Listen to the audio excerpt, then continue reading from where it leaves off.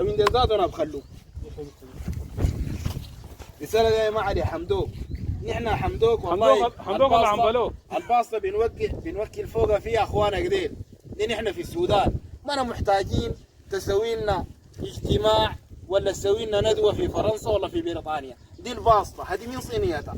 نحن بنوكل فوقها في العنابليك اخوانا قدير. امسك يا حمدوك امسك. هذا بتجيب حمدوك دي والله تجيب حمدوك حمدوك يا نو ده حمدوك ده خالي السيلك. هذا خالي السيلك ده خالي السفر. حمدوك ده بيشقق العين بيشقق حمدوك ده بيشقق. نحن والله الخالق حميدتي كان نتمنى انه يحضر معانا. حمدوك ده ولده كثير بيشقق. نحن بيشقق حمدوك. بلدنا بخيرات والبلد اللي بتشبهها يا عتا.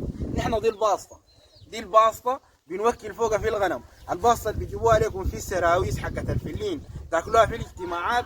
نحن في السودان رغم الحرب بنوكل فيها في الغنم والنعال. الله اكبر الله اكبر الله اكبر الله اكبر. انتوا اعكسوا الصورة الحقيقية للسودان. الشعب السوداني رغم ويلات الحرب والمعاناة نوكل فيه باسطتنا للغنم. الله اكبر. طبيعي. خد تعالى.